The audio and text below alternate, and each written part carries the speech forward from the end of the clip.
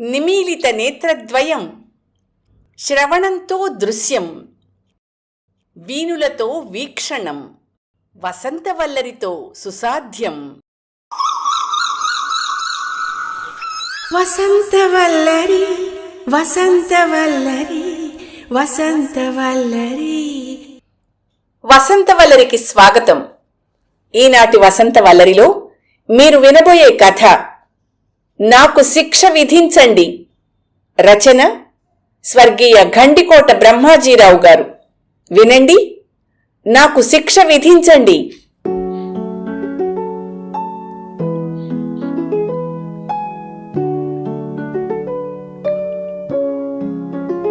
Court hall కిక్కిరిసి ఉంది. 6 నెలల బట్టి నడుస్తున్న హత్య కేసు ఇవాళ తీర్పు చెప్తున్నారు. మధ్యాహ్నం తీర్పు పూర్తయ్యేసరికి వేళ మించింది. నిందితురాలు కాంచన నిర్దోషి అని జడ్జిగారు రుజువు చేయడానికి అంత వేళ పట్టింది. తప్పకుండా కాంచనకు మరణశిక్ష పడుతుందని, ఒకవేళ తప్పితే యావజ్జీవ కారాగార శిక్ష వేస్తారని అందరూ భావించారు. కాని తీర్పు అందరి అభిప్రాయాలకు భిన్నంగా ఉంది.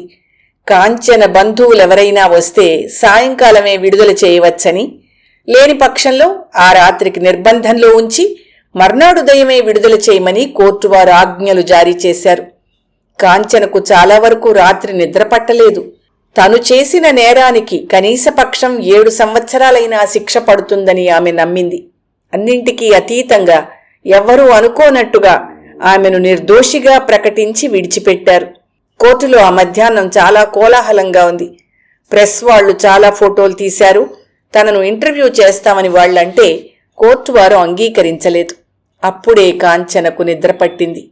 వేగంగానే మర్నాడు ఉదయం నిద్ర లేచింది. ఆమె మనస్సులో ఏ ఆలోచనలు లేవు. కోర్టులో అత్తవారి తరఫు వాళ్లు ఎవ్వరూ కనిపించలేదు. తన తల్లిదండ్రులు కాని, అన్నదమ్ములు కాని, అక్క చెల్లెళ్ళు కాని ఎవ్వరూ రాలేదు. వాళ్లందరికీ తీర్పు ఆనాడు చెప్తారని తెలుసు. ఉదయం 8 గంటలకు కాంచనను జైలు గేటు దగ్గర విడిచిపెట్టారు. ఏదో ఆశ, స్నేహితులెవరైనా వస్తారేమోనని ఆమె ఒక అరగంట ఎదురుచూసింది.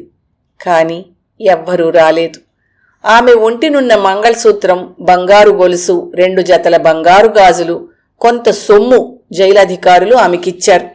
ఏదో మంచి లాడ్జిలోనో హోటల్లోనో గత్తీసుకుని ఏం చేయాలో ఆమె ఆలోచించదలిచింది. ఎండ అట్టే లేదు, చల్లగా ఉంది. మెల్లగా నడుచుకుంటూ కొద్ది దూరంలో ఉన్న లాడ్జికి వెళ్ళింది. రిసెప్షన్ గుమాస్తా చాలా ఆసక్తితో దినపత్రిక చూస్తున్నాడు. మొదటి పేజీలో కాంచన ఫోటో, దాని కింద భర్తను హత్య చేసిన వనిత అని స్పష్టంగా ముద్రించి ఉండడం టేబుల్ దగ్గర నిలబడ్డ కాంచనకు కనిపించాయి. 10 నిమిషాల తర్వాత రిసెప్షన్ గుమస్తా తల ఎత్తి ఎదుట నిలిచిన కాంచనను చూసి చేష్టలు దక్కి ఉండిపోయాడు. పత్రికలో పడిన ఫోటో వైపు, కాంచన వైపు మళ్ళా చూశాడు. ఏం కావాలి మీకో? కర్కశంగా అడిగాడతను. రూమ్ కావాలి, కాంచన అంది. దినపత్రికలో వేసిన ఫోటో మీదేనా? నాదే. భర్తను చంపిన మీ వంటి వాళ్లకు రూమ్ ఇచ్చామని తెలిస్తే మా లాడ్జికి మరెవ్వరూ రారు. వెంటనే వెళ్ళిక్కడి నుంచి, అతను చాలా ఆవేశంలో అన్నాడు అగౌరవంగా. ఇటువంటిది ఎదురవుతుందని కల్లో కూడా కాంచన ఊహించలేదు. తల వంచుకుని ఆమె బయటికి నడిచింది. కడుపులో చాలా ఆకలిగా ఉంది ఆమెకు. పెద్ద హోటళ్లకు పోతే ఇటువంటి పరాభవమే జరుగుతుందని ఆమె భయపడింది. చిన్న పాక హోటల్కి ప్రవేశించి ఒక మూలను టేబుల్ దగ్గర కూర్చుంది. అక్కడంత జనం లేరు. సర్వరు ఆమెకు ఏం కావాలని అడగడానికొచ్చాడు.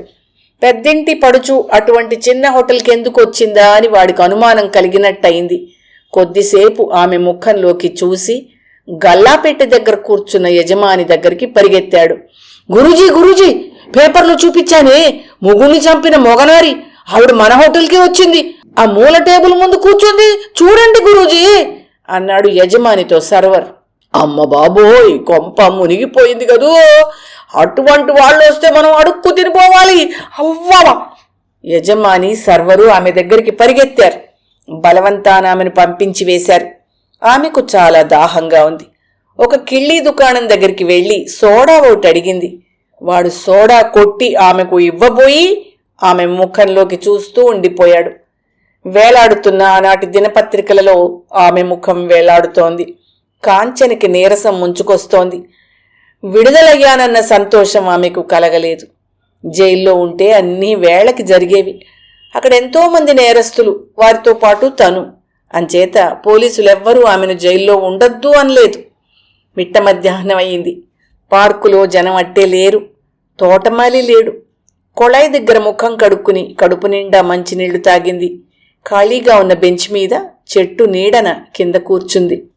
4 సంవత్సరాల క్రితం తల్లిదండ్రులు చాలా వ్యయప్రయాసలు కోర్చి పెళ్లి చేశారు. పెళ్లికొడుకు మంచి ఉద్యోగమే చేస్తున్నాడు. అంచేత ₹1,00,000 కట్నమిచ్చి మరో ₹1,00,000 ఖర్చు పెట్టి ఘనంగా పెళ్లి చేశారు. తాను ఎంఏ పాస్ అయింది. కాలేజీలో లెక్చరర్గా పనిచేసేది. పెళ్లయిన తర్వాత అత్తవారు పనిగట్టుకుని ఆమెను ఉద్యోగం నుంచి మాన్పించారు. దానికి ఆమె విచారించలేదు. 6 నెలలు భర్తతో కాపురం చేసిన కాంచనకు నిజం తెలిసొచ్చింది. ఆమె భర్త వెన్నెముక లేనివాడు, తల్లి మాటను జవదాటని ప్రబుద్ధుడు. అతనికి పెళ్లి కావలసిన చెల్లెలొకర్తుంది. ఆమె కూడా కాంచనకు శత్రువైంది. మామగారు పెద్ద మనిషిని తలచింది ఆమె. అతను విపరీతంగా పేకాటాడతాడు, తాగుతాడు. అతను భార్య ఒంటి మీద నగలన్నీ ఖాళీ చేశాడు. కొడుక్కిచ్చిన కట్నం డబ్బు కూతురు పెళ్లికి బ్యాంకులో వెయ్యకుండా అడపాతడపా అతను ఖర్చు పెట్టేశాడు. మళ్ళా డబ్బు కావాల్సొచ్చింది. అందరూ కోడల మీద పడి హింసించడానికి పాలుపడ్డారు. ఇల్లు నరకప్రాయమైంది. డబ్బు తేవడానికి ఆమె పుట్టింటికి వెళ్ళింది. తల్లిదండ్రులేం చేస్తారు? తమ వద్దనున్న 10,000 ఆమెకిచ్చాడు తండ్రి.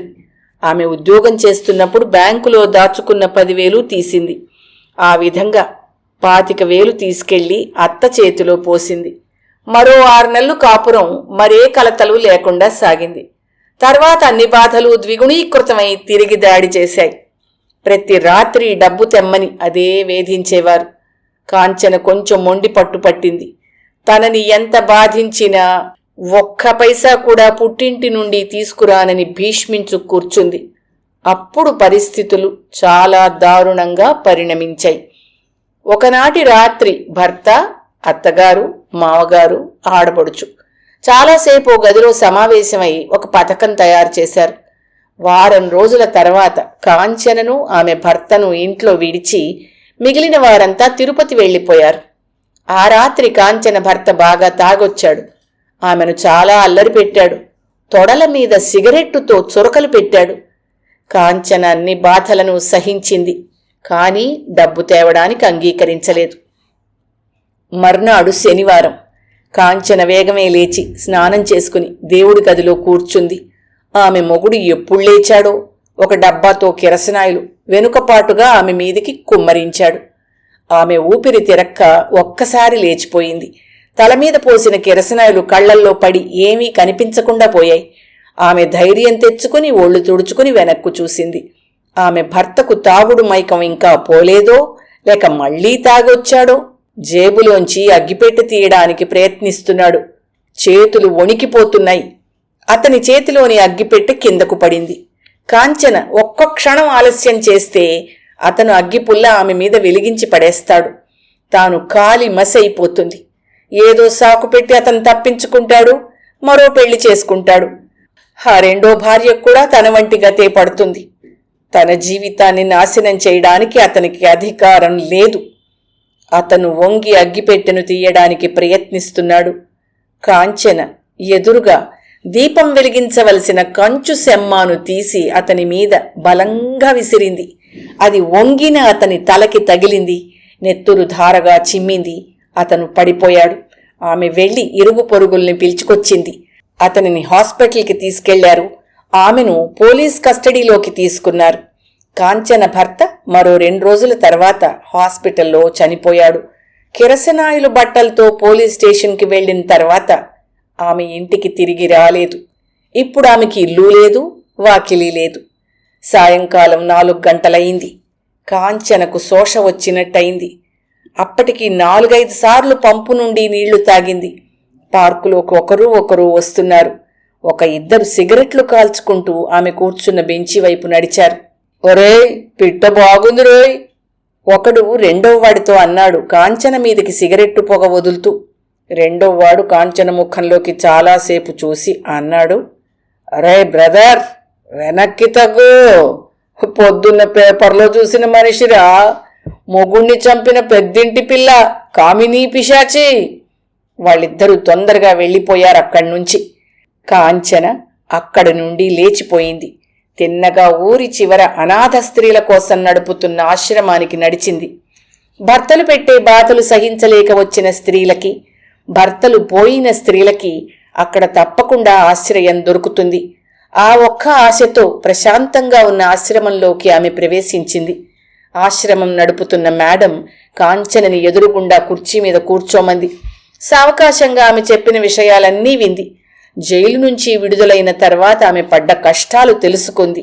ఒక 10 నిమిషాలు ఆలోచించి ఆమె నెమ్మదిగా చెప్పింది, అమ్మాయి, నువ్వు చెప్పినవన్నీ విని చాలా విచారించాను. కొత్తగా వచ్చిన అనాథను ఆశ్రమంలోకి చేర్చుకోవాలంటే ఆశ్రమం డైరెక్టర్స్ నుండి అనుమతి తీసుకోవాలమ్మా. వారందరూ చాలా గొప్పవాళ్ళు, భర్తల యందు అపరిమితమైన గౌరవం ఉన్నవాళ్ళు. ఆ పెద్దింటి మహిళల ఉదారమైన దానాలతోనే ఆశ్రమం నడుస్తోంది. వాళ్లకు నీ గురించి తెలియచేస్తే అంగీకరించరు. వారికి తెలియకుండా నిన్ను చేర్చుకుంటే నిధులను కూడా ఆశ్రమానికి ఇవ్వరు. ఆ విధంగా చాలామంది అనాథలకు హాని చేసిందాన్నవుతాను కదా. నిన్ను ఆశ్రమంలో చేర్చుకోలేనమ్మా. ఆ ఒక్క ఆశా కాంచనకు ఫలించలేదు. సాయంకాలం అయింది. ఏమీ పాలుపోకుండా ఆమె రోడ్డు మీద నడిచింది. నడవగా నడవగా పోలీస్ స్టేషన్ ఎదురయ్యింది.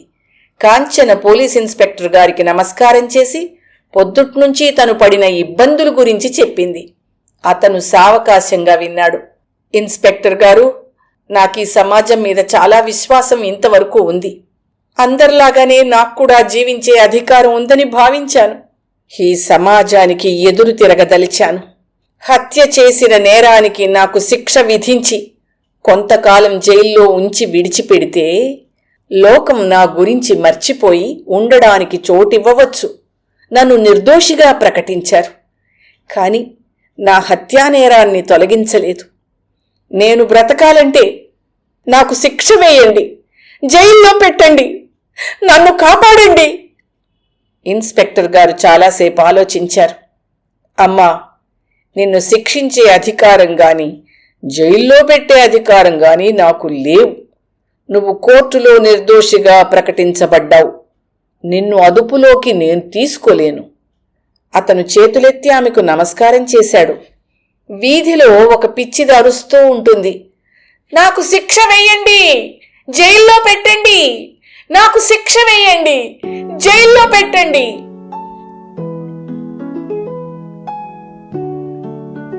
వసంతవల్లరిలో సుప్రసిద్ధ కథా రచయిత స్వర్గీయ గండికోట బ్రహ్మాజీరావు గారు రచించిన కథ నాకు శిక్ష విధించండి విన్నారు. రచనా కాలం 1999 సంవత్సరం. వసంతవల్లరిలో ఇవాల్టి కార్యక్రమం మీకు నచ్చిందని ఆశిస్తున్నాను. అందుకే లైక్ చేసి మీ మిత్రులకు, బంధువులకు లింక్ను షేర్ చేసి మీ అమూల్యమైన అభిప్రాయాన్ని నాకు కామెంట్ బాక్స్లో తెలియచేయమని, వసంతవల్లరికి సబ్స్క్రైబ్ చేయమని విన్నవించుకుంటూ మీ వసంతలక్ష్మి అయ్యగారికి సెలవు మరి. Thank you. వసంతవల్లరి మిత్రులు, శ్రేయోభిలాషులు, వీక్షకులు, శ్రోతలు అందరికీ ఒక విజ్ఞప్తి. గతంలో లాగానే ఎప్పటికప్పుడు నా కథలను విని స్పందన తెలియచేయమని కోరుతూ, నేను చదివిన కథ మీకు బాగా నచ్చినట్టయితే తప్పకుండా హైప్ ఆప్షన్ నొక్కి నన్ను ప్రోత్సహిస్తారు కదూ.